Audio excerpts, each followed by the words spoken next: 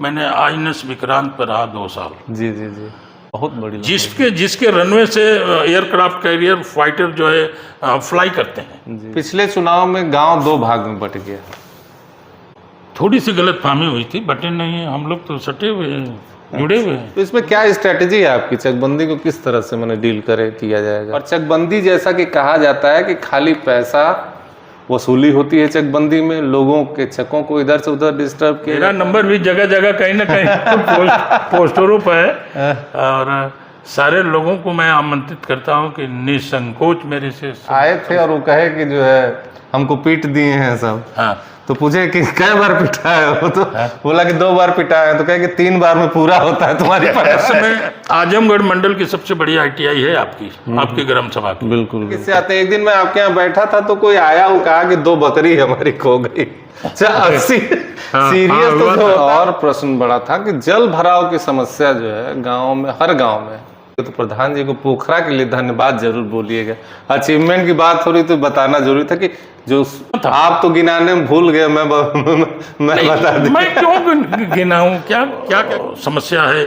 Main road. हाँ। मैं बहुत शर्मिंदगी महसूस कर रहा हूं कि मैं लोगों को उधर जाता हूं ना, भी सिहोरी उधर, तो मेरे को शर्म लग रही है, गाड़ी में से नजर नहीं मिला पा रहा हूं। लेकिन अभी मैं पैचिंग कराने जा रहा हूं अपने स्वयं के निधि से। स्वयं के निधि क्या, स्वयं के पैसे। आपको याद होगा हमारे गांव के लोग जाके बलिया में टिकते थे। हाँ, जाके बलिया में 2-2 दिन रहते थे। चंदा लगाया जाता था पूरे गांव में। 50-50 रुपया, 10-10 रुपया लोग देते थे।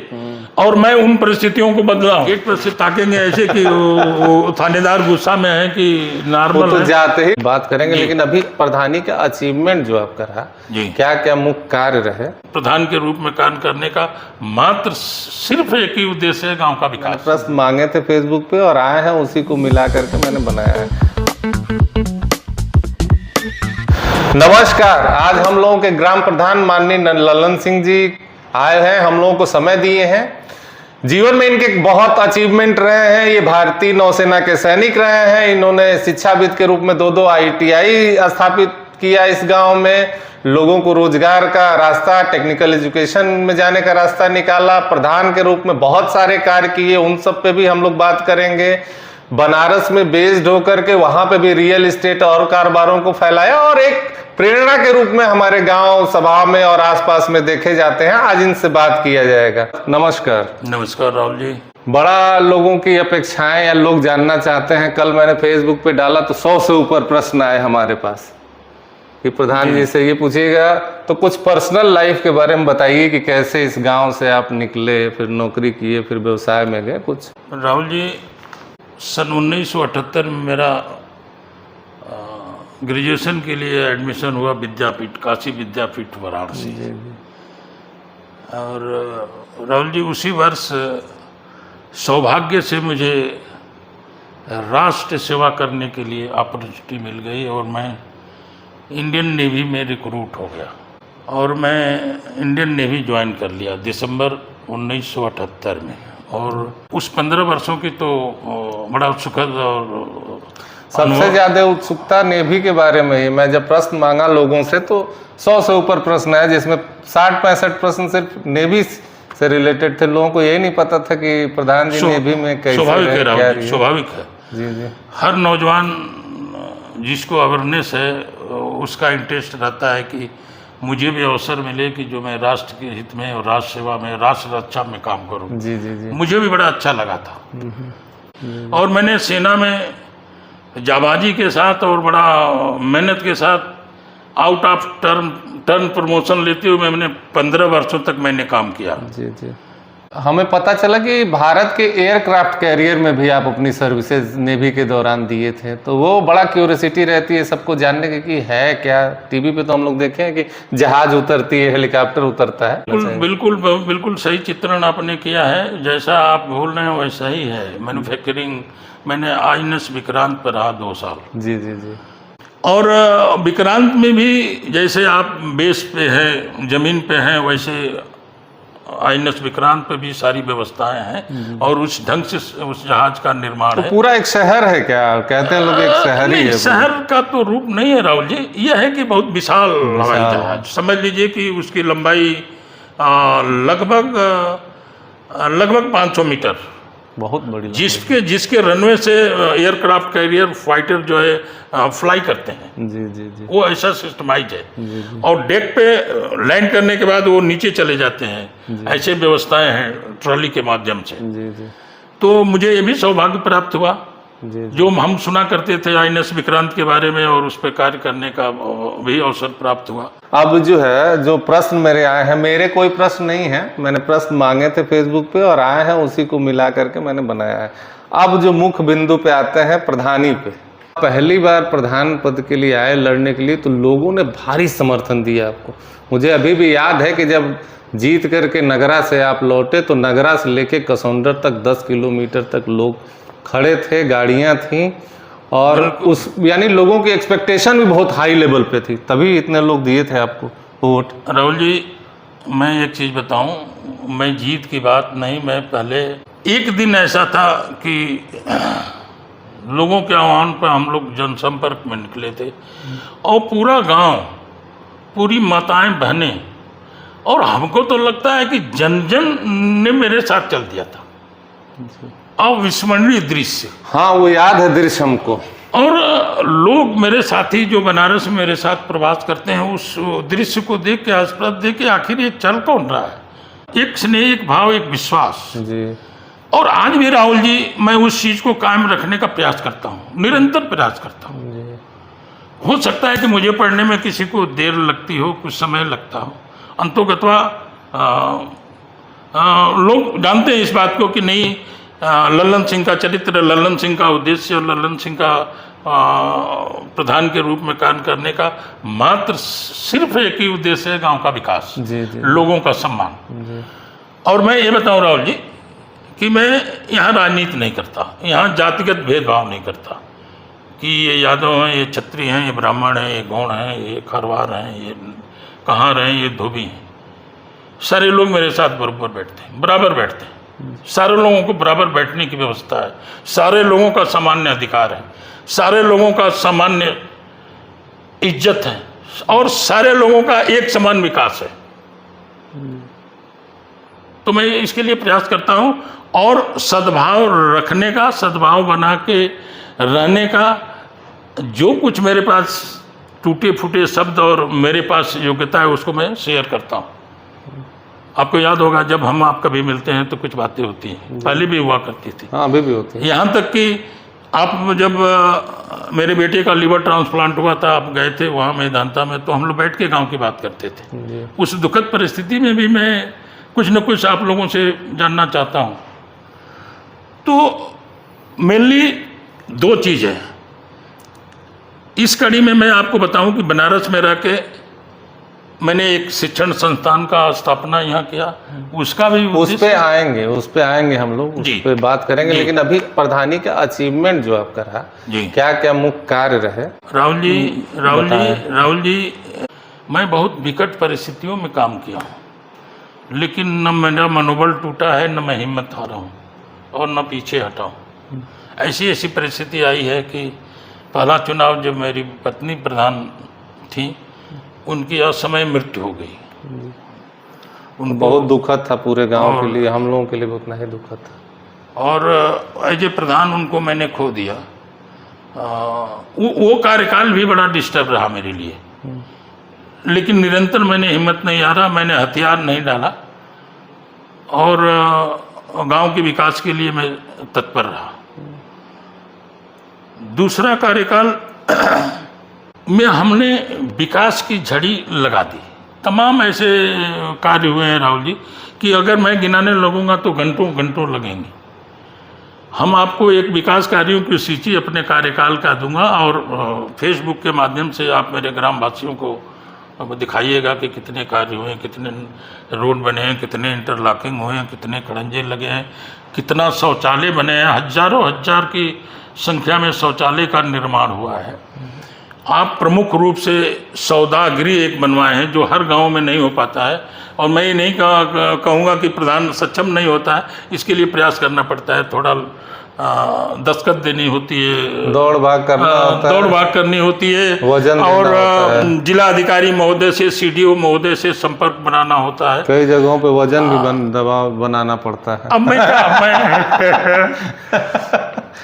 मैं क्या वजन बनाने लायक हूँ, यह है कि मेरे आग्रह को सुनते हैं लोग, अब जो भी कारण हो, तो एक भारी सामूहिक शौचालय का हमने निर्माण कराया। और राहुल जी, एक चीज़ मैं आपको बताऊं, हमारे यहाँ सबसे भारी प्रॉब्लम थी बिजली की। हाँ, बिजली की बहुत बड़ी समस्या थी। ट्रांसफार्मर आप देखिए, आपको 10 बरस पहले का सीन याद होगा, कैसे कैसे सिंगल फेस लाइन होती थी और लोग ऐसे लगा के काम चलाते थे कि अरे यार एक ही फेस है, इसमें वोल्टेज नहीं है। और आज आप यहीं से बैठे दृश्य डालिए और 12 क्या 12:30 13 पुरों में नजर डालिए, खाली आपको तार ही ट्रांसफार्मर, तार खम्मा, तार। ये तो सच्चाई है, विद्युतीकरण का भारी लाभ इस गांव को मिला है। चाहे वो मठिया हो, चाहे डी हो, चाहे कसेसर हो, चाहे चारों हरिजन बस्ती हो, सिहोरी हो, सियरई हो, ऐसा कोई पुरवा नहीं छूटा है जहां संपूर्ण रूप से विद्युतीकरण न हुआ है। मेरे प्रयास से, कुछ मेरे निजी खर्चे से, व्यक्तिगत खर्चे से, जो अपने संसाधनों से कटौती करके कुछ रुपया राहुल जी मैं इसमें भी खर्चा करता हूँ। नहीं, ये तो मैं भी कहूंगा भाई, पहले ट्रांसफार्मर हम लोग के चलते थे 15-15 दिन तक, एक महीना तक बदलते नहीं थे। याद होगा, अब तो तुरंत दूसरे ही दिन। आपको याद होगा हमारे गाँव के लोग जाके बलिया में टिकते थे। हाँ, जाके बलिया में 2-2 दिन रहते थे, चंदा लगाया जाता था पूरे गाँव में, 50-50 रुपया, 10-10 रुपया लोग देते थे। और मैं उन परिस्थितियों को बदला हूँ। नहीं, अभी तो किसी को पता भी नहीं चलता है कब ट्रांसफार्मर बदला, कब जला, क्या हुआ। वो प्रयास रहता है और वो पर्सनल उसमें शासन की भी तत्परता है और हम लोगों को भी तत्परता रहती है कि जल्दी से जल्दी उसको रिप्लेस करके और विद्युत आपूर्ति को बहाल किया जाए। और सड़क और खड़ंजा के राहुल जी, तो हमको लग रहा है कि गली गली हमको नहीं लग रहा है कि कहीं छूटा है। अब तो उसको रिनोवेट करना है, कहीं गड़बड़ हुआ है उसको बनाना है। सिहोरी जैसे पूर्वों में थोड़ा सा कार्य अधूरा रह गया है और हम लोग लगे हुए हैं कि अभी 1-2 महीने में लोगों के प्रस्ताव के अनुसार उस कार्य को भी हम लोग संपादित कर देंगे। जैसे अभी आप, हमारे गांव का सबसे बड़ा प्रमुख समस्या है मेन रोड। हाँ, मैं पूछने ही वाला था, मेन रोड की बहुत बड़ी समस्या है। और मैं बहुत शर्मिंदगी महसूस कर रहा हूँ कि मैं लोगों को उधर जाता हूँ ना भी, सिहोरी उधर, तो मेरे को शर्म लग रही है, गाड़ी में से नजर नहीं मिला पा रहा हूँ, लेकिन मेरे अधिकार क्षेत्र के बाहर है राहुल जी। ये रोड जो है प्रधानमंत्री ग्राम विकास योजना के तहत बनी हुई है और पंचायत के पास उतना धन नहीं है कि मैं उस पर रिपेयर कार्य भी कर सकूं। अभी मैं पैचिंग कराने जा रहा हूं अपने स्वयं के निधि से, स्वयं के पैसे से, व्यक्तिगत खर्चों में से कटौती करके अभी इसको पैचिंग कराऊंगा। और मैं प्रयासरत हूं कि किसी सांसद जी से और विधायक जी से, किसी माननीय से अप्रोच करके मेरी बातें हो रही हैं कि इस जल्द से जल्द आने वाली बरसात में, जैसे गांव में आप कहीं भी जाइए, जैसे नहर की सड़क है जो उधर है, आप जाइए सिहोरी, सियरही वाली जो सड़कें हैं, खेतों वाली जो सड़कें हैं, सारी बनी हुई हैं। नेवादा जो रोड जा रही है बनी है, टिकुलिया जो रोड जा रही बनी है, मुख्य सड़क नहीं बन पा रही है। नहीं राहुल जी, ऐसा है कि बनी थी, अभी इस सड़क पर बहुत लोड है। जी। आपको पता होगा, अब ये बेलथरा रोड से जुड़ी हुई सड़क है। बेलथरा रोड तहसील से लेके रतनपुरा तक की मार्ग है और 24 आवर्स इस पे आवागमन रहता है। आपका मकान तो बिल्कुल रोड पे है। अब कभी रात को आपकी कृपा से भगवान की कृपा से, आपके परिश्रम से है और आपकी मनोकामना से है। जब आदमी लक्ष्य करेगा तभी अर्जित करेगा। आपने तय किया कि नहीं ऐसा होना चाहिए, बाबा ने दिया आपको, तो इस पर लोड है और हम लोग इसके लिए प्रयास कर रहे हैं राहुल जी कि अगली बरसात इस ग्रामवासियों को इस कष्ट का सामना नहीं करना पड़ेगा। हम लगे हुए हैं, बढ़िया से बढ़िया इसको बनवाया जाएगा। लड़कों ने एक भेजा था, काफी लड़कों ने कि भाई बातचीत करिएगा तो प्रधान जी को पोखरा के लिए धन्यवाद जरूर बोलिएगा। अचीवमेंट की बात हो रही तो बताना जरूरी था कि जो इतना खूबसूरत पोखरा बना है उसमें विद्युतीकरण ये तो इस नौजवानों का सपना था। आप तो गिनाने में भूल गए, मैं बता दूं। मैं क्यों गिनाऊं, क्या क्या क्या गिनाऊं, तो रोजे काम हम लोग करते हैं जी। सोच तो बड़ी है, दिल भी बहुत बड़ा है, थोड़ा सा संसाधन छोटा है जी। ये नौजवानों का सपना था पोखरा, गांव का आज पूरा गांव वहां बैठता है शाम को टहलने और लोग आते हैं, जाते हैं। और हम लोग बचपन से सोचते थे कि कैसे बनेगा कैसे बनेगा। ये नौजवानों का सपना है। बाबा शिव जी की कृपा से और बजरंगबली की कृपा से उनकी मनोकामना पूर्ण हो गई। हम लोग उसमें कुछ नहीं किए। अच्छा, ये तो मुख्य पोखरा है, और भी पोखरों का आपने निर्माण कराया है मैंने सुना है।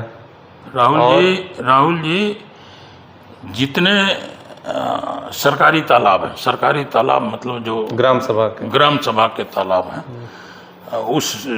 उसको सुंदर रूप से जलाशय का स्वरूप दिलवाया हूँ, जिसमें से 4-5 पोखरे प्रमुख रूप से हैं। एक शिवरी में है, एक सिरई में है, एक यहाँ पे है, बलुआ पे है, एक अपने ग्राम सभा का ये पोखरा जो पूर्ण रूप से सुंदरीकरण है। और हमको भी लोग जो देखते हैं, आप लोग फेसबुक पर लगाए हैं तो बोलते हैं कि अरे भाई लवन भाई गांव का तो पोखरा बड़ा सुंदर हो गया तो अरे यार, तो हमको भी खुशी होती है कि चलिए भाई प्रयास है। और हर लोग चाहते हैं कि उसका गांव सुंदर हो, मनमोहक हो, लोग आए गुजरे तो उस गांव की तारीफ करें। मैं क्या कह रहा था कि उन नौजवानों को मैं कह रहा हूँ, आपके ये कौन माध्यम है, ये जो भी है, इस माध्यम से, आपके माध्यम से, कि वो नौजवानों का सपना बाबा भोले की कृपा से और बजरंग बली की कृपा से पूर्ण हुआ है। और अभी और कुछ होगा। अभी आने वाले दिनों में मैं जो मेरे ड्रीम प्रोजेक्ट हैं उसके बारे में भी मैं आपको, अगर आप 2 मिनट समय देंगे तो बताऊंगा। बिल्कुल। पोखरा के संलग्न और कुछ भी योजनाएं हैं, जैसे एक व्यायामशाला वहाँ बनवाने का। एक व्यायामशाला तो है ना यहाँ पे स्कूल में, छोटा सा है। अच्छा, वहाँ भी बनवाना, बड़ा ओपन सबके लिए सार्वजनिक रूप से व्यायामशाला रहेगा तो और भी विकसित होगा। अभी वहाँ पेड़ पौधे लगाने हैं पोखरे पे, थोड़ा और हो जाएगा, जैसे बैठने के लिए छायादार हो। अब एक इसमें और प्रश्न बड़ा था कि जल भराव की समस्या जो है गाँव में, हर गाँव में, हमको लग रहा है लगभग 4 साल पहले चुनावी वर्ष था, वो भी 2021 का जो चुनाव था, हमारे ग्राम सभा के दक्षिणी छोर जो पूर्वी हरिजन बस्ती है, और वहाँ से जल भराव की समस्या बहुत भारी थी। हमारे यहाँ भी हम लोग आपको याद होगा, हम लोग खड़ा हो के बाबू उमा सिंह जी के चक में हम लोग पानी कटवाते थे और सारा पानी निकलवाते थे। उनकी फसल बहुत नुकसान होती थी। और कई बार मैंने व्यक्तिगत रूप से, अच्छे संबंधों में है मेरे, मैंने आग्रह करके उनसे कि अरे माट साहब कटवा दें पानी, ये साल जाए नहीं, अगली साल हम कोनो न कोनो व्यवस्था। वो गुस्सा भी जाते थे मेरे ऊपर, अरे प्रधान जी पिछली बार भी कहे थे कि कटवा तो हमने एक वो हॉस्पिटल के सामने एक जमीन का चयन किया, और संसाधन न होने के बावजूद भी वो एक पाइपलाइन डाल के, नियम विरुद्ध तो मैं नहीं कहूँगा, क्योंकि मैं आपके किसी कैमरे के सामने मैं दिख रहा हूँ, कुछ आउट ऑफ वे जाके मैंने उस कार्य को किया और मैक्सिमम घरों को जोड़ा उस लाइन से। अभी तो है छोटी व्यवस्था, लेकिन अभी आप पता होगा आपको कि आपके ग्राम सभा में चकबंदी वो चकबंदी पे आएंगे, चकबंदी प्रगति पे है। मैं उस जल निकासी के बारे में जी। अभी कल मेरी चकबंदी अधिकारी, सहायक चकबंदी अधिकारी जी से एक मीटिंग हुई थी, 10, 20, 50 लोगों के साथ, अपने ग्राम सभा के लोगों के साथ। तो ये बात को मैंने उनसे कहा कि आप अपने जो सार्वजनिक जमीनों की कटौती जनहित में आप छोड़ेंगे, उसमें एक इस चीज का भी ध्यान रखिएगा कि हर पूर्वे का पानी एक स्थान, वो कटौती की बात कर रहे थे कि प्रधान जी आप ज़्यादा प्रस्ताव देंगे तो कटौतियाँ ज़्यादा होंगी। हम कहें नहीं, मैं भी नहीं चाहता हूँ कि किसी के चक से कटौती ज़्यादा हो, लेकिन जो एसेंशियल है, जो जरूरी है, और जल जमाव समस्या राहुल जी मैं बताऊं कि शहर से ज़्यादा काफ़ी विकट होने जा रही है ग्राम सभाओं में। वो दिन नहीं है कि खुला पानी किसी में चला जाता था और लोग उसको जाने देते थे। अब समस्या यह है कि आबादी बढ़ी है और चीज़ें घटी हैं। आबादी बढ़ रही है तो ज़मीनें घट रही हैं। तो मैंने वो सहायक चकबंदी अधिकारी से कहा कि मैं एक प्रस्ताव डाल रहा हूँ और हर पुरवों में एक ऐसी ज़मीन आवंटित करिए जिस पे मैं वो गड्ढा का स्वरूप बना दूं और हर पुरवे का पानी पाइप के माध्यम से, जब तक कोई सरकारी योजनाएं नहीं आ रही आएंगी। जी। आने वाले दिनों में सरकारी योजनाएं आएंगी जो बड़ा प्रोजेक्ट बना के, जैसे शहरों में एसटीपी वगैरह का निर्माण करके सीवर के माध्यम से उसको हस्तांतरित किया जा रहा है, लेकिन उसमें समय लगेगा। तब तक के लिए एक बीज की व्यवस्था हम लोग बनाएंगे, उसके लिए प्रयास चल रहा है। एक और बड़ा भारी प्रश्न था जो आया था कि पिछले चुनाव में गांव 2 भाग में बट गया। इस पे कुछ अपना वक्तव्य देना चाहेंगे? क्योंकि एक बड़ा जो है ये मुद्दा रहा कि इसके पहले कभी ऐसा कुछ हुआ नहीं। राहुल जी, गांव तो हमारा 12 पुरवों का गांव है। नहीं, डी 2 भाग में किस बट गांव गया। की बात? डी की हम बात कर रहे हैं। हम आप एक परिवार के सदस्य हैं, गलतफहमियाँ होती रहती हैं, बाप बेटे के अंदर गलतफहमी हो जाती है। हम तो भाई पटीदार और गांव के लोग हैं। थोड़ी सी गलतफहमी हुई थी, बटे नहीं है, हम लोग तो सटे हुए हैं, जुड़े हुए हैं। वो थोड़ी सी गलतफहमी में थी और उस चीज़ को हम भी महसूस किए और मेरे भाई लोग भी महसूस किए। आज हम लोग जुड़े हुए हैं, कहीं दिक्कत नहीं है। हमने महसूस ही नहीं किया कि हम बटे हुए हैं। अरे भाई, मनभेद और मतभेद वो क्षणिक होता है, वो क्षणिक था, वो समाप्त हुआ। और यहाँ घड़ा है तो आपस में कभी कभी बजेगा। इसमें कोई बात नहीं है। हम सारे लोग एक हैं, सारे ग्रामवासी एक हैं। और अपने में थोड़ा तू मैं कभी कभी हो जाता है, वो कोई दूर नहीं है। अच्छा, एक बात बताइए कि जैसे अभी तक जो हम लोग प्रधान देखे हैं और जब आप प्रधान बने, एक सक्षम प्रधान जब बनता है तो वो आप अपना अनुभव बताइए कि वो किस तरह से किसी कार्य को करा के ले आता है या करवा पाता है। जैसे उदाहरण के लिए जलाशय निकालने की भी बात हो रही थी। अब मुझे नहीं लग रहा है कोई और प्रधान होता, गांव के लोग भी कहते हैं इस बात को कि कोई और प्रधान होता तो नहीं करा पाता। तो जब आदमी सक्षम होता है तो क्या माने उसको बेनिफिट मिलता है उसका, या गांव को क्या बेनिफिट मिलता है? अरे भाई राहुल जी, न मैं बाहुबली हूँ, न माफिया हूँ, न सक्षम का मेरा मतलब वो नहीं था। मैं धन पशु हूँ, मैं एक साधारण व्यक्ति हूँ। मेरे पास सिर्फ बुद्धि से भी आदमी सक्षम होता है। आत्मबल है। आत्मबल कहते हैं कि जहाँ चाह है वहाँ राह है। तो ऐसे मैं तो देखा कि कई गांव में तो प्रधान बनवा ही नहीं पा रहे हैं क्योंकि उनके पास पैसा ही नहीं। पहले ही शायद काम कराना पड़ता है, उसके बाद फिर वो पैसा मिल रहा है सरकार के। इस तरह की और बड़ी परेशानी है। हम ऐसे भी प्रधान देखें कि ब्लॉक पे जाते हैं तो उनको डांट के भगा देते हैं सब। राहुल जी मैं कहा जहाँ चाह है वहाँ राह है। आप जैसे सपूत पुत्र इस ग्राम सभा में संख्या 100 की संख्या में सारे लोग मदद करते हैं। चाचा बनवाइए, पैसा आएगा तो होगा, पेमेंट बनवाइए, काम होता रहता है। आप बता दीजिए, हम तो नहीं कहेंगे कि टाटा बिरला का करनी वसूली चलती रहती है और इस ग्राम सभा का काम चलता रहता है। निरंतर चलता है कि नहीं, आप बता दीजिए। नहीं चलता, चाहे वो छोटा हो चाहे बड़ा हो, सच को सच ही कहना और चाहिए। हमको तो नहीं लग रहा है राहुल जी, मान लीजिए आदमी का विरोध, तो हर राजनीतिक आदमी का विरोध होता है, वो तो कोई नई बात थोड़ी। हम किसी को निराश होकर नहीं जाने देते। हमको तो लगता है कि ज्यादा काम करता है उसको और ज्यादा विरोध होता है। वो तो सही है। आप करेंगे तो आपको काम मिलेगा। और हम नो जानते नहीं, और ऐसा भी नहीं कि आश्वासन गुरु हैं कि खाली आश्वासन देते हैं। हमने त्वरित करके काम दिया है।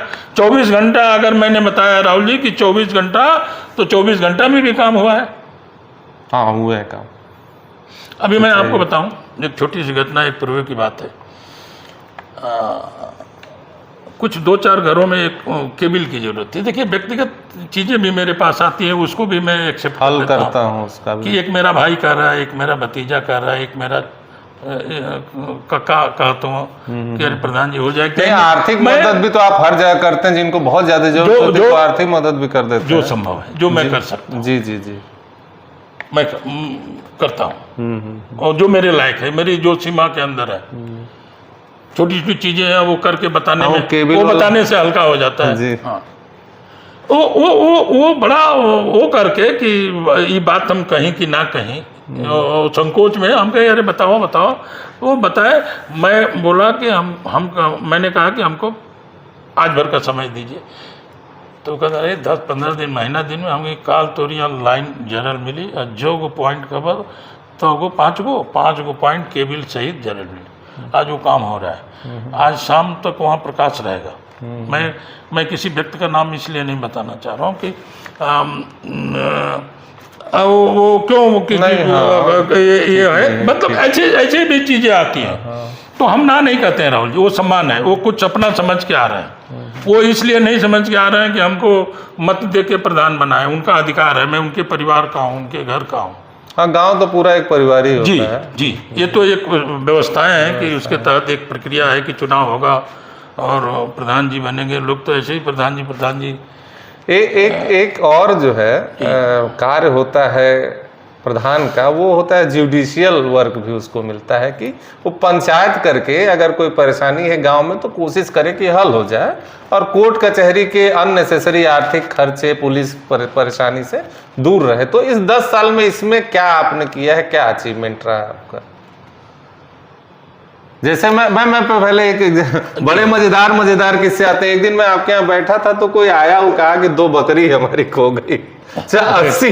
सीरियस तो जो होता ही है, ऐसे भी लोग आ रहे हैं। एक और मुझे घटना याद है जिसमें एक आए थे और वो कहे कि जो है हमको पीट दिए हैं सब। तो पूछे कि कई बार पिटा है वो, तो बोला कि 2 बार पिटा है। तो कहे कि 3 बार में पूरा होता है तुम्हारी परेशानी। तो हंसी के लिए बोल रहा। तो क्या इसमें क्या अचीवमेंट रहा, क्या कर रहा है राहुल जी? देखिए, ये जो व्यवस्था है पंचायत वाली, ये सदियों से हम लोगों ने अपने बालपन में देखा है जी कि बाबा लोग, हमारे बाबा नहीं, गांव के बाबा जी, उसमें हमारे भी बाबा हुआ करते थे, बड़े पिताजी और लोग चचा उच्चा थे, दूरनाथ सिंह, बाबू विक्रमा सिंह, चंदीप सिंह जी, ये लोग पंचायत करते थे। और वो सिर्फ डी के पंच नहीं थे, 12 के थे। वो लोग प्रधान नहीं थे, वो लोग माननीय थे, लोग मानते थे। हर जात के लोग, हर वर्ग के लोग उनमें विश्वास रखते थे और अपनी समस्याओं को लेकर आते थे। अगर किसी अपनी पट्टीदारी में कोई प्रॉब्लम हो जाती थी, और पहले बड़ा विवाद नहीं होता था। बड़ा विवाद इसलिए नहीं होता था कि उतनी बड़ी बुद्धि लोगों के पास नहीं होती थी जो आज बुद्धि विकसित हो। हाँ, ज्यादा विकसित हो गई, ज्यादा समस्याएं, बड़ी समस्याएं, और समस्याएं लोग हम आप पैदा कर ले रहे हैं। पहले सरल लोग हुआ करते थे, छोटी व्यवस्थाओं में अपना जीवन व्यतीत करते थे। बहुत भारी प्यार एक दूसरे के प्रति रहता था। जी जी। तो ये लोग पंचायत करते थे, और वो पंचायत करते थे डांट के। अगर लल्लन सिंह और राहुल के बीच में विवाद है और वो लोग कह देते थे कि कहा अरे बताओ, तो आप अपनी समस्या बताते थे, हम अपनी बताते थे, और वो लोग निर्णय लेते थे। रौला एक घरे की आगे पीछे आज के बाद अगर तू दिखाई ले सही देखा तड़े, डंडा दिखाते थे लोग, और कोई बोलने वाला नहीं होता था कि ऐसा क्यों कर रहे हैं। वो न्यायाधीश थे, वो उनके फैसले भी करते थे। वो वाले नहीं थे, बायस नहीं थे कि हमको चॉकलेट चाहिए, हमको ये चाहिए तो हम तुम्हारी फैसला करेंगे, रसमलाई वाले नहीं थे। वो निःशुल्क और निष्पक्ष करते थे। हमने वो सब अनुकरण बचपन से किया हुआ है, और मुझे अवसर ये नहीं मिला कि मैं बड़ा गौरवान्वित हो गया कि मुझे पंचायत के लिए बुलाया जा रहा है। ये मामला मेरे गांव का है, और मुझे इसके लिए आमंत्रित किया जा रहा है या मुझे अवगत कराया जा रहा है कि मेरी समस्या है, तो मैं निश्चित रूप से जाता हूँ और प्रयास करता हूँ। दोनों पक्षों से मैं अलग अलग बात करता हूँ। देखिए क्या है,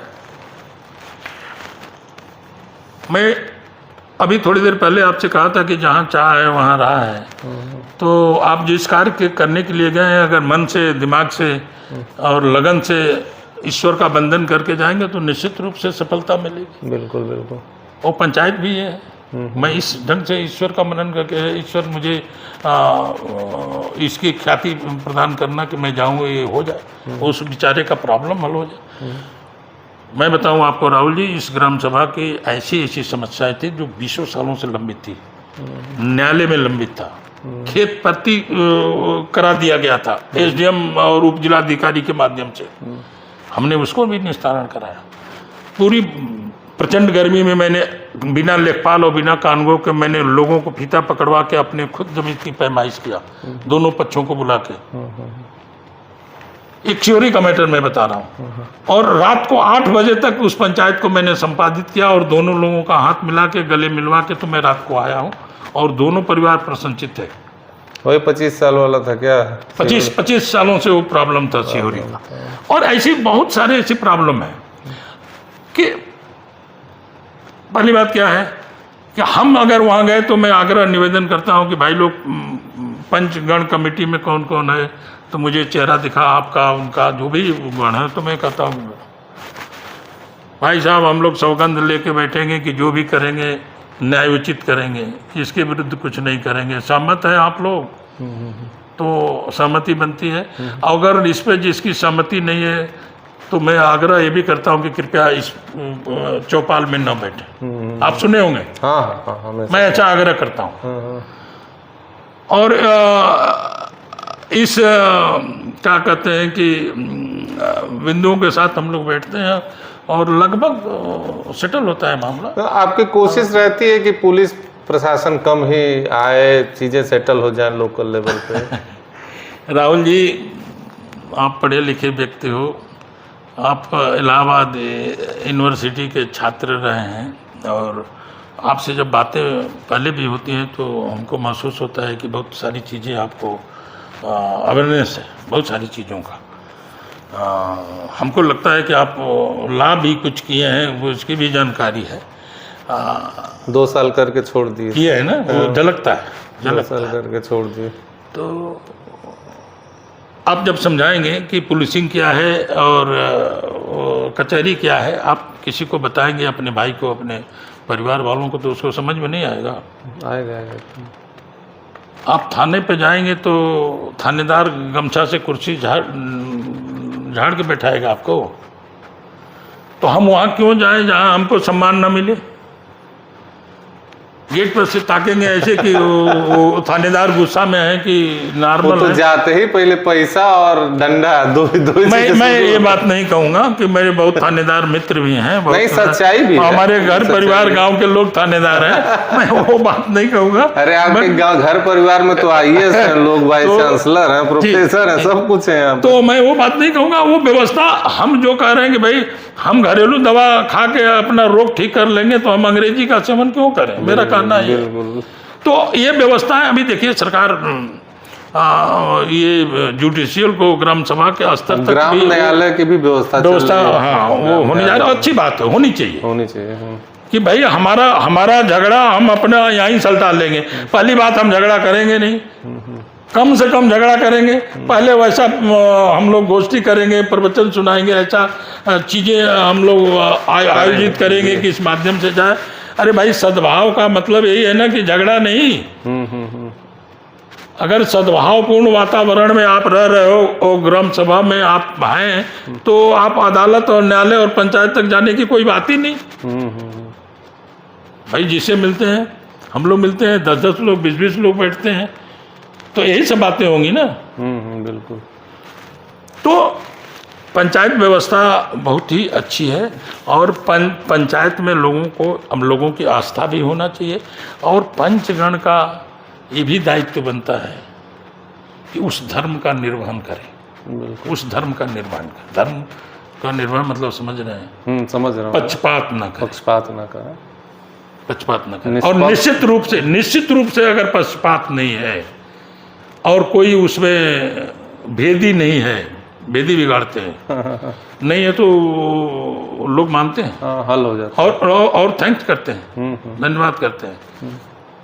अरे बाबू साहब, अरे ललन बाबू, हम छोटे हैं तो अरे ललन बाबू आपने प्रयास किया, हल हो गया, हो गया। तो ये होना चाहिए। अब एक सबसे भारी समस्या हमारे गांव में जो है वो चकबंदी शुरू हो गया है। और चकबंदी जैसा कि कहा जाता है कि खाली पैसा वसूली होती है चकबंदी में, लोगों के चकों को इधर से उधर डिस्टर्ब किया जाता है अननेसेसरी, अधिकारी परेशान करते हैं, कर्मचारी परेशान करते हैं। तो आपकी क्या स्ट्रैटेजी है? क्योंकि अब इस समय जो प्रधान होगा अगला, या अभी आप हैं, ये तो अभी कई साल चलेगा, तो अगर सक्षम प्रधान नहीं होगा तो गांव वाले इसको भी बड़ा बुरी तरह से उसको झेलना पड़ेगा चकबंदी को। मैंने देखा है और गांव में जहाँ चकबंदी हो रहा है, अगर प्रधान टाइट नहीं है तो अधिकारी परेशान कर दे रहे हैं पूरे गांव वालों को। तो इस पे आपका क्या कहना चाहेंगे कि भाई किस तरह का आप बनाए हैं कि किस तरह से डील करेंगे अधिकारियों को, कर्मचारियों को, लोगों को? राहुल जी, एक चीज़ मैं बताऊं, अधिकार क्षेत्र की हम बात करें कि चकबंदी की बात? नहीं, अधिकार क्षेत्र के ऊपर भी प्रधान को काम करना पड़ता है ना। देखिए, एक प्रधान का बहुत ही सीमित अधिकार है। हाँ, लेकिन वो अगुवा तो है ना गांव का, नेतृत्व कर रहा है, वो उसका बल पावर है, वो एक नैतिक समर्थन है। अरे उसके पीछे पूरे गांव के लोग तो खड़े हैं ना, किसी के साथ ये तो मान के ही चलता है, किसी के साथ इनजस्टिस, ये वो जनप्रतिनिधि प्रधान तो मान के ही चलता है। अगर हम किसी से मुठभेड़ ले रहे हैं अपने ग्रामवासियों के उत्थान के लिए, विकास के लिए, उनके अधिकार के लिए, तो उन्हीं का बल है ना। बिल्कुल बिल्कुल। तो इसमें क्या स्ट्रेटेजी है आपकी? चकबंदी को किस तरह से मैंने डील किया जाएगा? चकबंदी धनुगाही न होने पाए, परेशान राहुल जी, चकबंदी जो है 5 वर्ष पूर्व प्रस्तावित हुआ था। 5 वर्ष पूर्व नहीं, ये जो पूर्व प्रधान हैं बगेदू जी, उनके कार्यकाल में आया था, तो इन्होंने सहमति दे दिया था, जैसा मैं सुना कि चकबंदी होनी चाहिए। लोगों से राय लिए होंगे, जैसा ग्रामवासी लोग कहे होंगे, गांव के लोग कहे होंगे, प्रस्ताव चला गया। बाद में प्रधान प्रतिनिधि के रूप में मैं कार्य कर रहा था उस समय, चकबंदी का ये आया कि चकबंदी होनी है, तो उस प्रक्रिया में एक गांव सभा की खुली बैठक हुई, तो लोगों ने विरोध किया कि चकबंदी नहीं होनी चाहिए। और मेरा मत तो लोगों के मत से जुड़ा हुआ है कि जो मेजॉरिटी कहेगी वो मैं कहता हूँ। बिल्कुल। तो हमने कहा कि सारे लोगों का ये है कि नहीं होना चाहिए, तो नहीं होना चाहिए। हम लोगों ने एक पत्रक बनाया, सहायक चकबंदी अधिकारी, चकबंदी अधिकारी और बलिया के जो प्रमुख चकबंदी से संबंधित अधिकारी हैं, उनके यहाँ गया और सारे लोगों से रिकमेंड करा के कि न हो। चकबंदी अधिकारी, सबसे बड़े एसओसी, मुख्य चकबंदी अधिकारी ने हमसे कई प्रश्न किए कि प्रधान जी ये बताइए कि अगर चकबंदी नहीं होगी तो ये सारा स्टाफ और मेरा विभाग क्या करेगा? मैं कहा कि मान्यवर, ये बताने में तो मैं अक्षम हूँ, बहुत सारे ऐसे कार्य हैं। चकबंदी नहीं होगी तो आप दूसरे जगह समायोजित किए जाएंगे, सरकार आपसे दूसरा काम कराएगी। और जब आप क्यों नहीं कराना चाह रहे हैं चकबंदी? मैंने बोला कि मेरे ग्रामवासियों का प्रबल विरोध है कि चकबंदी न हो, और मैं अपने ग्रामवासियों का नेतृत्व कर रहा हूँ, मेरा नैतिक कर्तव्य बनता है। और मैंने फाइल वो शासन तक भिजवा दिया। वो 2 सालों तक वो ऐसी शासन स्तर पर फाइल लटकी रही, और लोगों को इतनी परेशानी होने लगी, अपने ग्रामवासियों को इतनी परेशानी होने लगी कि किसी ने ज़मीन की रजिस्ट्री कराया है, उसका दाखिल खारिज लंबित हो गया, किसी के पिता की मृत्यु हो गई, उसका वरासत लंबित हो गया। ये हजारों हजार की संख्या में ये इतने लोग कचहरी का, मैं भी परेशान रहता था। अच्छा, तहसील का चक्कर लोग लगाने लगे। सारे लोग फिर पुनः मेरे पास आए कि अरे प्रधान जी कैसे होगा? फिर मैं अधिकारियों से संपर्क किया तो वो लोग कहे कि जब तक धारा 52 का या तो निरस्त हो शासन से, और वो प्रमुख सचिव विशेषकर चकबंदी विभाग, ये विभाग, ये बड़ा टेढ़ी खीर है। इस बीच में अपने गांव के लोगों की मानसिकता भी बदलती गई कि यार चकबंदी होना चाहिए। हो गया कि अब थक गया आदमी, हो ही जाए। अब नहीं, थक नहीं गया, यह है कि होने में भलाई है। ये लोग चर्चा करने लगे, संबंध करें तो होना चाहिए, हम कहीं होना चाहिए पक्का बोला। हाँ, मेजॉरिटी फिर कहने लगी कि होना चाहिए, अत्यधिक लोग जनमानस। और उसका कारण मुझे समझ में आ रहा था कि प्रमुख कारण यही था, विरासत और ये दाखिलकारी जी। फिर मैंने मिलजुल के इन लोगों की सहमति से धारा 52 का प्रकाशन हुआ और कार्य प्रारंभ हुआ और धड़ाधड़ सब लोगों का विरासत और ये सारी शुरू हो गई और चकबंदी का कार्य प्रारंभ हो गया। अभी कल हमारी सहायक चकबंदी अधिकारी से, नायब साहब से मुलाकात हुई, उनके स्टाफ से कुछ शिकायतें मुझे मिल रही थी कि मैं बहुत चीज इस कैमरे पर आपके माध्यम से नहीं कहना चाह रहा हूँ, तो मैंने उनको किया निवेदन और चेतावनी दोनों मैंने दिया। चूंकि मेरे ग्राम सभा में वो थे, मैं शायद मेरी मुलाकात बेलथरा रोड उनसे होती तो मैं दूसरे लहजे में बात करता। मेरे ग्राम सभा में आए हुए थे लोग और मेरे ही विद्यालय पे बैठे थे, तो एक नम्रता भाव से मैंने अपनी अपील उनको किया, कुछ शिकायत मिल रही है और यहाँ गृह युद्ध मत कराइएगा नायब साहब, मैं अपील कर रहा हूँ। ये हमारी पंचायत, हमारे लोग तय कर रहे हैं, आप प्रकाशन करिए, उनकी सहमति होगी तो आप मोहर लगाइएगा। यहाँ वहाँ मत बताइएगा कि आप एक सीढ़ी चढ़िए, दूसरा उस सीढ़ी पे चढ़े और तीसरा, समझ रहे हैं मेरी बात, उस सीढ़ी पे चढ़े, ये मत करिए। धनुगाही न हो और आपसी विवाद न होने पाएगा। बिल्कुल बिल्कुल। और रही बात आप कटौती की कर रहे हैं, तो मैं कह रहा हूँ कि मैं उसमें विश्वास रखता हूं कि कम से कम लोगों की कटौतियां हो जो एसेंशियल है। जैसे राहुल जी, जल भराव वाला एक था, जल भराव वाला एसेंशियल है और वो जगह मिलेगी हमारे में से, आप में से कटेगी तभी। दूसरी प्रॉब्लम है एक बारात घर, बहुत दिक्कत हो रही है। बहुत लोग नगरा जा रहे हैं, लोग भीमपुरा जा रहे हैं, बहुत भारी समस्या है। तो एक स्थान हमने एक प्रस्ताव ग्राम सभा के माध्यम से चकबंदी विभाग को दे रहा हूँ कि एक बारात घर के लिए स्थान वो अलाट किया जाए, जिसपे एक बारात घर का निर्माण करा दिया जाएगा कि पूरे समग्र ग्राम सभा का शादी विवाह, तिलक उत्सव जो भी है, रिंग सेरेमोनी, जी बिल्कुल, कुछ हम लोग सहयोग करेंगे, कुछ सरकारी धन लगाएंगे। एक बड़ा जो हम लोग भीमपुरा नगरा जा रहे हैं, एक वो जमीन, और तीसरा एक पशु अस्पताल, ये भी एसेंशियल है। अभी भी अपने ग्राम सभा के अंदर काफी लोग गाय भैंस और ये रखे हैं, दिक्कत हो रही हमारे यहाँ है, लेकिन वो किराए पे चल रहा है। लेकिन मुख्य चीज आप भूल गए, ध्यान नहीं दिए, सारे पुरों के लड़कों ने कहा है कि हम लोगों को खेल का मैदान चाहिए। वो तो मैं आपको बताया हूँ ना, एक व्यायामशाला और सेंट्रलाइज व्यायामशाला बनाने। तो व्यायामशाला और खेल का मैदान दोनों, खेल का मैदान अपने यहाँ है। अच्छा। उसको थोड़ा और बड़ा कराना है, उसकी एरिया थोड़ा उसी में और जुड़वा देना है, या उस एरिया को दूसरे रूप में लेके एक कहीं सेंट्रलाइज खेल का मैदान बड़ा हुआ, क्योंकि जनसंख्या बड़ी है। आपकी चकबंदी हुई थी 1969 में। 1969 में जनसंख्या के आधार पे वो खेल मैदान का रकबा छोड़ा गया था, अब थोड़ा सा बड़ा चाहिए। और खेल का मैदान और शिक्षा दो तो नौजवानों के लिए प्रमुख है। अच्छा, अब ये इस पे से आते हैं ITI पे। आपने पूर्वांचल के सबसे बड़े जो ITI केंद्र था उसकी स्थापना की, एक नहीं दो बनाए, और गांव में एक बड़ी भारी समस्या है रोजगार का, उसमें भी आपका कुछ न कुछ योगदान रहा। तो ITI ने किस तरह से इस गांव को, ये तो खैर हम लोगों को बताना चाहिए, लेकिन आप अपने से बताएं कि कैसे आपके दिमाग में आया कि यहाँ ITI डाला जाए। आपको तो बनारस में भी डाल सकते थे, आप रियल इस्टेट कारोबारी थे, आप वहाँ शायद अच्छा चलता है यहाँ से। बिल्कुल। तो यहाँ गांव में कैसे डालने का? यहाँ से बिल्कुल अच्छा चलता। हाँ। और कम खर्चे में वहाँ बनता, और मुझे इतना भाग दौड़ नहीं करना। आपके पास जमीनें भी थी पर्याप्त, आप लोगों के स्नेह से, बाबा की कृपा से थी जमीन। यहाँ मुख्य कारण था राहुल जी, यहाँ डालने के पीछे मुख्य कारण था कि मैं अपने गांव के बच्चों को और क्षेत्रीय बच्चों को व्यवसायिक शिक्षा प्रदान कर सकूं। आपको पता होगा, याद होगा, जब आप छोटे थे तो ITI, पहले गवर्नमेंट ITI हुआ करती थी, उसमें एडमिशन ही नहीं, हम लोगों के वो मिलती नहीं थी, तो सीटें कम थी, तादाद ज़्यादा थी।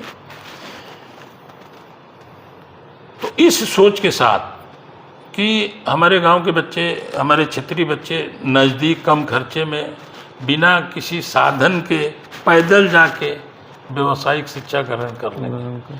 और मैंने उसमें एक छोटा कोर्स, एक बड़ा कोर्स, इस ढंग की मान्यताएं नहीं। छोटा बड़ा का मतलब है 2 वर्षीय कोर्स, 1 वर्षीय कोर्स।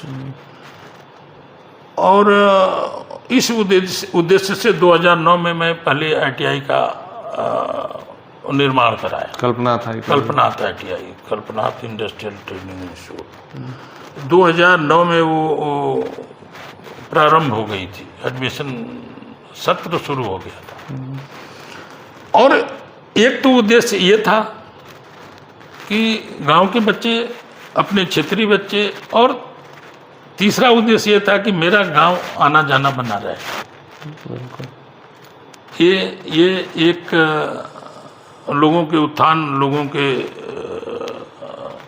एजुकेशन और व्यवसाय, तो ये मेरा तीसरा पावदान पे था कि इसको करके एक मेंटेनेंस के रूप में भी कुछ पैसे चाहिए, वो आता रहेगा।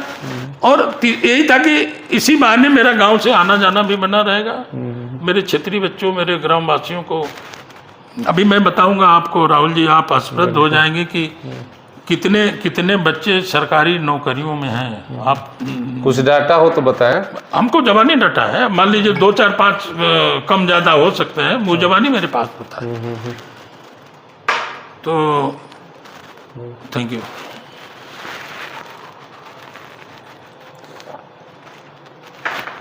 लंबा सेशन हो गया है, चाचा बड़ी मुश्किल से मिले हैं तो कुछ छूटने ना पाए, हम लोग पूरे कोशिश में हैं। जो भी मेरी याददाश्त और आधा अधूरा ज्ञान है, सारा आपको शेयर करूंगा। ITI में लगभग कितने, ITI के बारे में एक चीज मैं जरूर कहना चाहूंगा कि गांव में कोई भी लड़का, चाहे वो सक्षम रहा हो चाहे नहीं रहा हो, उसके पास पैसे रहे हो नहीं रहे हो, क्षेत्र के लोग तो पढ़े ही, लेकिन गांव का कोई भी आदमी गया हो वापस नहीं गया है, वो 1 भी रुपए नहीं रहा है तब भी किया है। इतना योगदान जरूर है, इसको कोई नहीं काट सकता है। हाँ, अब डाटा बताइए राहुल जी। नहीं, पहले जो आप प्रश्न किए हैं मैं उस सापेक्ष में आपको बताऊं कि मैं इसीलिए खोला हूं, तो वंचित क्यों रहेंगे? आप विश्वास नहीं करेंगे कि बिना पैसे का भी पढ़ाया हूं, और एक नहीं 50-100 की संख्या में पढ़ाया हूं। आप इसको जानते नहीं, हम लोग गांव के, हम लोग को मालूम पड़ा, एक आदमी के हम लोग कहिए नाम बता सकते हैं, 20 लोगों का तो मैं अभी गिना दूंगा। जानते हैं तो अच्छी बात है, और होना चाहिए। जो संस्थान, जो प्रबंधक चला रहा है, ऐसे लोगों को भी व्यवस्था देनी चाहिए। ये कहीं ना कहीं से आपको मिलेगा, ईश्वर के दरबार से मिलेगा। समाज ने आपको कुछ दिया है तो कुछ समाज को भी आप दीजिए। बिल्कुल, ऐसे भी बच्चे हैं जो वंचित न रहें, जिनकी अभिलाषा है कि ये व्यावसायिक शिक्षा ग्रहण कर, सक्षम नहीं है तो मैंने किस्तों में पैसा लिया है।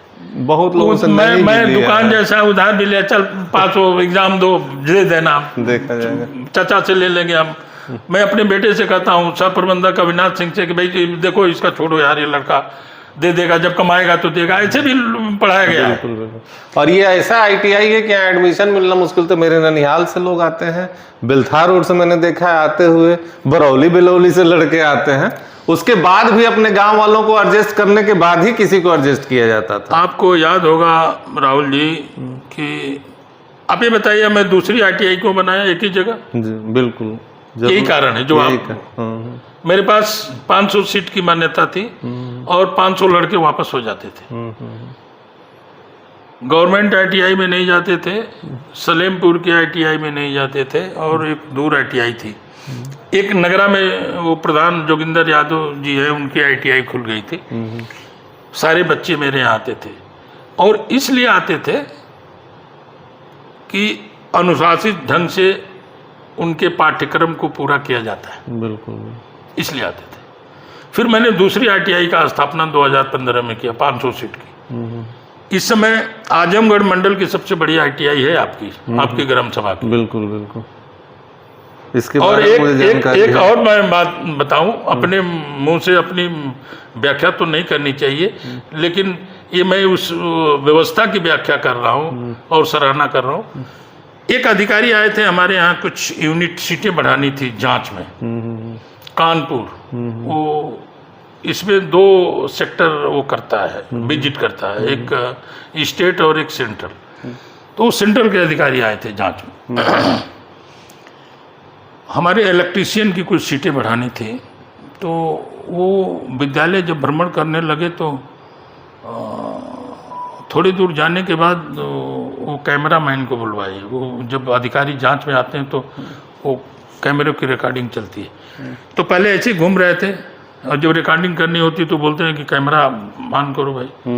तो अभी चले, हमको लग रहा है कि एक दो वर्कशॉप को उन्होंने देखा तो पीछे आ गए। कैमरा वाले को बोला, बोलो यार अभी तुम पहले ही कर दो, 2 बार मेहनत नहीं करेंगे हम। और मैं बताऊं राहुल जी, रिकॉर्डिंग करा के वो प्रशंसा किए कि यार मैनेजर साहब वाकई आपने मन से संस्थान को बनाया है, इसके लिए मैं आपको बधाई दिया हूँ। मैंने वो रजिस्टर मंगाया, एक विजिटर रजिस्टर बुक होती है, आगंतुक रजिस्टर, उस पर लोग कमेंट अधिकारी लिखते हैं। मेरे यहाँ उन्होंने पेज भर का लिखा मेरे वर्कशॉप के बारे में, मेरे कंप्यूटर कक्ष के बारे में, मेरे हमारे संस्थान के सराउंडिंग कैंपस के बारे में उन्होंने पेज भर का लिखा। अभी एक दिन संस्थान पर जाइएगा तो कार्यालय से मांग के देख पढ़िएगा, आप सीन करिएगा उसको। बिल्कुल बिल्कुल। अब देखिए, मैं उसी मान्यता कंसर्न, मैं फाइल लेके जानी थी, सारी डॉक्यूमेंट वहाँ उनको दस्तखत कराने के लिए मैं कानपुर गया तो मुझे पता लगा कि साहब कहाँ हैं। मैं नाम उनका भूल रहा हूँ। मैंने पूछा वो साहब कहाँ हैं, तो बोले कि वो बच्चों के साथ वो हैं, उस पे थे मॉनिटर पे कुछ वो कर रहे थे, बच्चों के साथ डिस्कशन। तो मैं बोला यार एक संदेश हमारा दे दीजिए कि वो बलिया से कल्पनाथ ITI से आए हैं प्रबंधक जी। तो चूँकि आदर भाव सेवा संस्कार व्यवहार जो मिला था अपने गांव से उनको, वो क्लास छोड़ के बाहर निकल आए, आइए। और वो मेरा रिकॉर्डिंग पेन ड्राइव में लेके, और वो बच्चों वहाँ के जो ट्रेनिंग BTC की होती है, व्यवसायिक शिक्षा में एक ट्रेनिंग शिक्षक के लिए वो होती है, उनको वो पढ़ा रहे थे। और अपने संस्थान का वो रिकॉर्डिंग वहाँ पे दिखा रहे थे कि ये देखो ये है। तो हमको ले गए, आइए प्रबंधक जी, मैं आप ही का विद्यालय का इन लोगों को दिखा रहा था कि देखिए एक विद्यालय बलिया में भी है। आप समझ सकते हैं कि मुझे कितना अच्छा लगा होगा। मुझे अच्छा लगा। मैं लोगों को बता दूं कि नेवी से रिटायर हैं ललन सिंह जी, तो जो भी काम हम लोगों ने देखा है बचपन से करते हैं। अगर एक पेड़ भी लगाते हैं तो पहले उसकी व्यवस्था करेंगे, उसका चबूतरा बनाएंगे। तो स्कूल भी जब ये खोले या अपना घर बनाए या कुछ भी करते हैं तो पहले उसकी सारी व्यवस्था कर लेते हैं।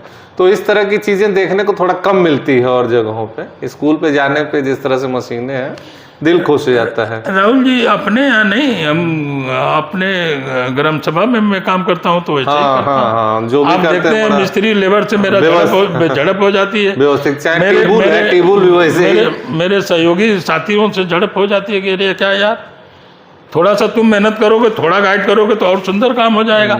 वही ईंट मसाला, वही सीमेंट, तो टेढ़ा मेढ़ा क्यों नहीं सीधा? बिल्कुल, बस सीधा तो फॉर्मूला है जी। और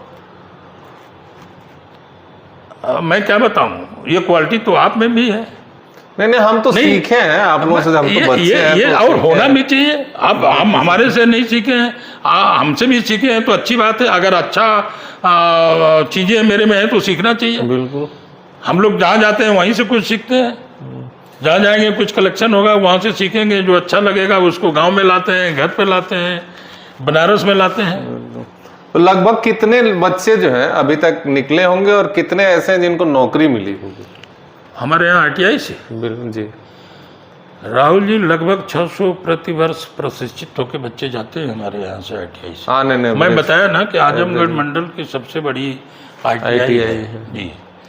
4 ट्रेड है हमारे यहाँ, और 600 बच्चे लगभग 1-2 कोई बीमार हो गया, फाइनल एग्जाम में नहीं अपेयर हो पाया, इसलिए मैं कह रहा हूँ लगभग लगा रहा हूँ, लगभग 600 बच्चे प्रशिक्षित होते हैं।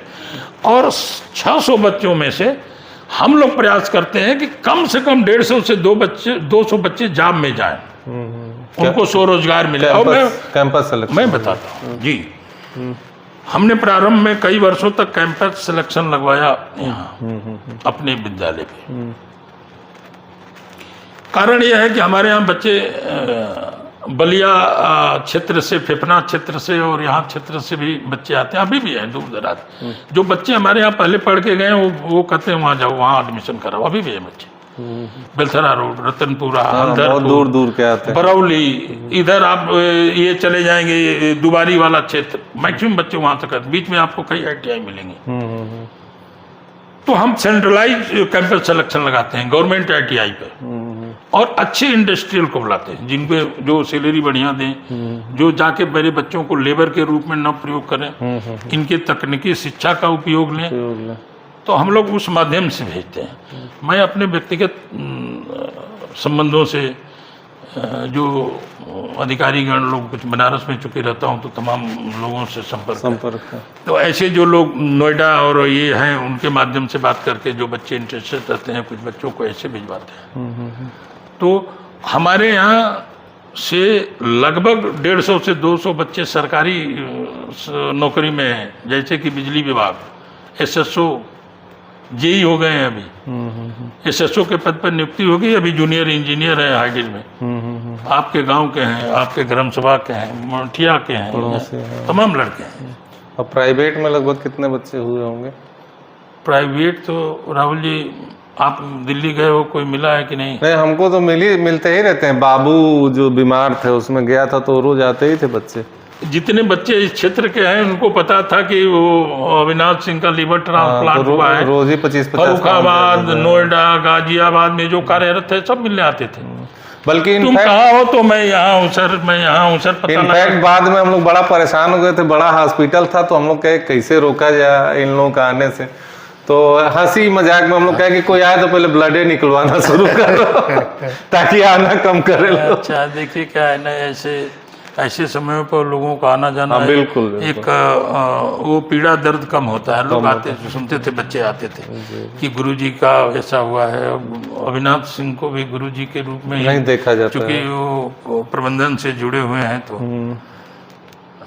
हमारे यहाँ देखिए क्या है, आप किसी को मोटिवेट करेंगे काम करने के लिए तब न करेगा। बिल्कुल। तो हमारे यहाँ से पाठ्यक्रम के साथ ये भी दी जाती है। बिल्कुल। जनरल नॉलेज का जब पीरियड रहेगा तो जनरल नॉलेज में भी जुड़ता है कि भाई आप कुछ करोगे, यहाँ से जाओगे कि करोगे कि नगरा भेमपुरा करोगे। और काम जो है छोटा या बड़ा काम होता है। आप काम शुरू करोगे तो बड़ा काम तक जाओगे। बिल्कुल। आप उमा शंकर सिंह जी विधायक के बारे में जानते हैं कुछ?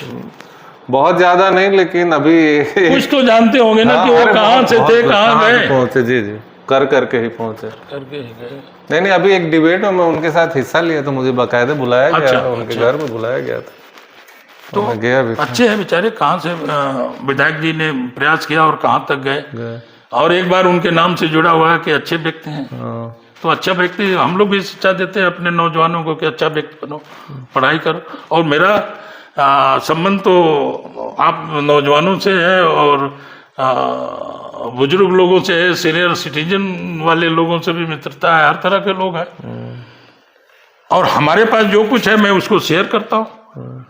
आपने कहा कि सबसे अत्यधिक पोखरे के लिए नौजवान धन्यवाद आपको दे रहे हैं। मैंने कहा कि उनकी मनोकामना थी, बाबा ने पूर्ण कर दिया। एक आखिरी सवाल, बहुत लंबा हो गया है तो अब रोकना जरूरी है। सवाल तो बहुत सारे हैं लेकिन रोकना जरूरी है, अपलोड ही नहीं हो पाएगा, इतना बड़ा हो जाएगा। कुछ जैसे गांव के लोग, बड़ा बच्चे खास करके बड़ा प्रेरित रहते हैं आपसे, और राजनीति अपनी एक अलग जगह है, जीत हार ये सब नाम जाम से हम बहुत नहीं लेना देना।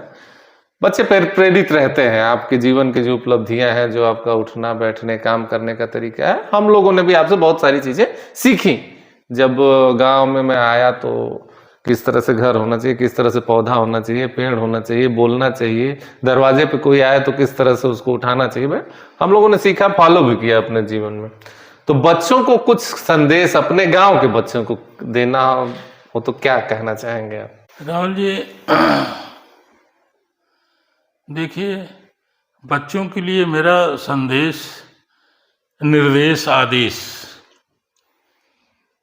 प्यार भरो शब्दों में यही है कि स्वास्थ्य और शिक्षा ये तो प्रमुख है। इसके बिना कुछ नहीं होना।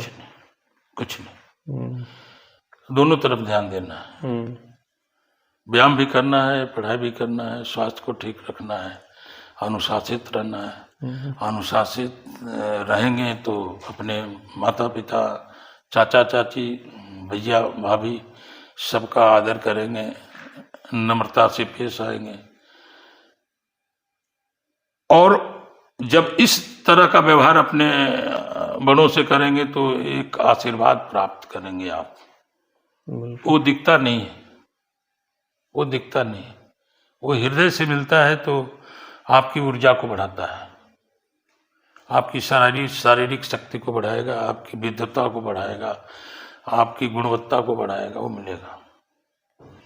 तो मेरा संदेश अपने नौजवानों के लिए है कि अनुशासित रह के अपने बड़ों का आदर, अपने स्वास्थ्य का ध्यान, अपने शिक्षा का ध्यान। शिक्षित हो जाते हैं तो अपने काम का ध्यान।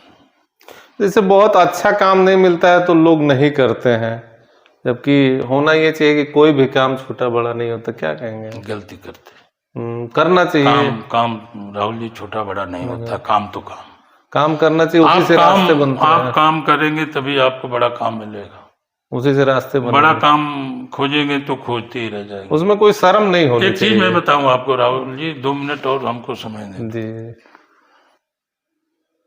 मैं अपना बनारस का जीवन इन नौजवान अपने बेटा भतीजा भाइयों को बताना चाहता हूं कि मैंने शून्य से शुरू किया। सेना के बाद आया तो मेरे पास पैसे नहीं थे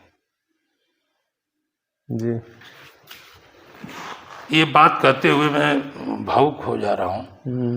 हम शून्य हो गए थे, 2 बच्चे थे मेरे पास, एक भी डॉक्टर नेहा के रूप में है और एक अविनाश सिंह। शून्य हो गए। साल भर हमने आके प्रयास किया। हमारे साथी संबंधित कहते थे कि भाई आप नौकरी पुनः करिए, आपको डिफेंस से आए हैं, भारतीय नौसेना से आए हैं, फिर नौकरी मिल आपको वेटेज मिलेगा, मिलता है वो क्या कहते हैं उसको, सरकारी में भी वेटेज, आरक्षण हाँ, सरकारी में भी वेटेज जी, और जगहों पे भी नौकरियां लग जाती हैं अच्छी। तो मैं उन लोगों से कहता था, जिससे शेयर करना बनता था, कहता था कि अरे यार नौकरी करने होती तो मैं क्यों छोड़ता नौसेना को, अच्छा था हम लोग, थोड़ी तनख्वाह तो कम थी। हाँ, कुछ करने का जिज्ञासा थी, छोड़ने का भी यही कारण था कि हम रह जाएंगे यहीं, बहुत कुछ सपना था। व्यक्त इसलिए नहीं करते थे कि पूरा होगा कि नहीं होगा, बात समझ रहे हैं। तो मैं अपना अक्सा बक्सा एक छोटा सा स्कूटर लेके आ गया बनारस में, और फिर पुनः मैंने स्थापित किया। काल भैरव बाबा विश्वनाथ का नमन करके मैं पुनः वहाँ से जीवन शुरू किया, और जो कुछ हूँ एक छोटा स्वरूप में दिख रहा है। नहीं, बहुत बड़े स्वरूप में, छोटा मत कहिए। संतोषम परम सुखम, जब आप उसकी अनुभूति करेंगे ना तो वो बड़ा है। तो ललन सिंह जी रियल एस्टेट के भी बड़े कारोबारी है, और इनके स्कूल सिकंदरपुर में भी 2 स्कूल है, तो बड़े लेवल पे इनका काम है, बस उसको व्यक्त नहीं करते। नहीं राहुल जी, बड़ा काम नहीं है, यह है कि शिक्षण संस्थान है। हम लोग बहुत बड़े व्यापारी नहीं हैं, हम लोग कुछ समाज के कार्य में, कुछ व्यवसाय के साथ एक नेक कार्य भी करते हैं। हमारे बड़े भाई साहब वो विद्यालय चलाते हैं, हमारे 2 भतीजे हैं, 2 विद्यालय, अच्छी स्ट्रेंथ है वहाँ भी, ठीक है, और विद्यालय अनुशासित ढंग से वहाँ भी चल रहा है। एक आप लोगों के प्रस्ताव और प्रेरणा से एक यहाँ भी निर्माणाधीन है। नहीं, ये हमारा, हम बहुत बार, मैं खुद पर्सनली कहा था कि इतने बड़े गांव के बच्चे, 15 बसें आती हैं डेली, जाते हैं, बच्चों का रिस्क रहता है, पेरेंट परेशान रहते हैं कि गाड़ी में गया, पहुंचा नहीं पहुंचा, क्या हुआ, गिर गया। 30-30 किलोमीटर बच्चे जाते हैं। तो एक ऐसा स्तरीय स्कूल होना चाहिए जहां सब लोग पढ़ सकें। तो ललन सिंह जी माने उस बात को, अब शायद उसका निर्माण ने से ऊपर पहुंच चुका है। जी जी, कुछ उसके बारे में बताएं राहुल जी। जो आप लोगों का सपना है, जो ग्रामवासियों का सपना है कि ऐसा विद्यालय होना चाहिए, मेरा प्रयास वही स्वरूप देने का है। बाकी देखिए ईश्वर कब तक शुरू होने के चांसेस हैं? कोई हम दिमाग तो चाह रहे हैं कि जल्द से जल्द, शीघ्र से शीघ्र शुरू हो जाए। बड़ा एक थोड़ा इसी हमारे चीज की लिए इस गांव में कमी थी। एक मिनट राहुल जी और रोकूंगा आपको। भारी थोड़ा ज़्यादा हमारे लिए बड़ा इन्वेस्टमेंट है, मेरे लिए बड़ा इन्वेस्टमेंट है। इधर हम बहुत दूसरों खर्चों में भारी मैं पड़ गया। लेकिन यह है कि आप लोगों का क्या कहते हैं, शुभकामनाएं और आकांक्षाएं वो जो है पूर्ण होंगी, जल्दी पूर्ण होंगी। हम ये चाह रहे हैं कि मैं क्या डेट तो नहीं बताऊंगा। सीबीएसई का स्कूल, सीबीएसई का स्कूल डेट नहीं है, लेकिन 10 आने वाले जल्दी से जल्दी और यही एक कमी भी रह गई थी। सुंदर मतलब नहीं, आप तो जो भी काम करते हैं सुंदर ही करते हैं। सुंदर का मतलब कि अध्यापक सुंदर, वातावरण सुंदर, बिल्डिंग सुंदर हो या ना हो, ये दो चीज सुंदर है। आवागमन सुंदर, कि बच्चों को मैं घर से उठाऊं तो व्यवस्थित और सेफली संस्थान तक पहुंचे, वो व्यवस्थाएं मेरे उसमें है, प्लान में। बाकी ईश्वर। हम लोगों को ज्वाइन करने के लिए बहुत बहुत धन्यवाद आपका। काफ़ी दिनों से हम और बहुत सारे लोगों की चाहत थी कि आप आएँ। हम लोग जब पत्रकारिता पढ़ रहे थे तो उसमें कहा जाता था कि किसी के भी नाम के आगे कोई आदरणीय जैसा शब्द और नाम के पहले और नाम के आगे चाचा, मामा, ताता यूज नहीं किया जाता, उसको बायस्ड माना जाता है पत्रकारिता में। मैंने फिल्म एंड थिएटर से भी मैंने किया हुआ है, तो ये बड़ा मुश्किल है आपसे सवाल भी पूछना। घर परिवार का आदमी चाचा से ही सवाल पूछना हो तो पूछना, नहीं तो मैं तो बड़ा हार्ड क्वेश्चन पूछता हूँ। राहुल जी, और जो आपके दिमाग में है, आपके टेबल पर, आपके पटल पर, नहीं, इसीलिए मैंने प्रश्न मंगवा लिया। वो 200% सच्चाई के साथ आएगा, उस पर कहीं पाउडर मलहम लगा के नहीं आएगा। इसीलिए मेरी जीवनी है वो आपके समक्ष है। मैं आपके गांव का वासी हूँ। अगर मैं बनावटी बात करूंगा तो आप मेरे रग रग से, मेरे व्यवहार से, मेरे चरित्र से वाकिफ है। नहीं, जन मेरे बारे में जानता है, तो कोई चीज छुपी नहीं है। जो चीज आपके समक्ष मैंने बोला, इसीलिए मैं प्रश्न मंगवा लिया कि मैं अपना प्रश्न पूछूंगा ही नहीं, मैं मांगे हुए प्रश्न ही पूछूंगा जो ग्रामवासियों का है। और पूछना भी बड़ा मुश्किल होता है, और लाख चाहते हुए भी लल्लन सिंह जी कहना बड़ा मुश्किल हो जाता है। जीवन भर चाचा और यही सब कहते आए चाचा जी, तो थोड़ा सा है डिफिकल्ट। लेकिन कुछ नियम कानून पालन करना चाहिए जब सामाजिक जीवन में ये सारी चीजें जा रही हैं। नहीं, अच्छी बात है, अच्छी बात है आपको। और देखिए राहुल जी, ये जो कार्य है सराहनीय है। हमको यहाँ बुलाए हैं आप, कम से कम मेरी बातों को मेरे नौजवान साथी, मेरे बुजुर्ग, मेरे आदरणीय, मैं उनको तो नहीं कहूँगा कि उनको प्रेरणा मिलेगी, मेरे बड़ों को, लेकिन इन नौजवानों को तो कुछ हो सकता है कि चीज़ें जाएं। और मैं इनका आह्वान करता हूं कि जब भी, और मुझे लग रहा है बहुत सारे मेरी ज़रूरत हो, मेरे से संबंध स्थापित करने की आवश्यकता हो, तो आपने तो कहा है कि मेरा नंबर छोटे बच्चों तक है, तो मेरा नंबर भी जगह जगह कहीं ना कहीं पोस्टरों पर है। और सारे लोगों को मैं आमंत्रित करता हूं कि निसंकोच मेरे से किसी भी कार्य के लिए, किसी भी कार्य के लिए, किसी भी समय आ सकते हैं। मैं खाली टाइम में ये सब काम कर लेता हूं, अपने काम धाम से शौक है, और बड़ा अच्छा लगा आप आए। इसी के साथ आज खत्म करते हैं। जी बहुत बहुत धन्यवाद, बहुत बहुत धन्यवाद आप।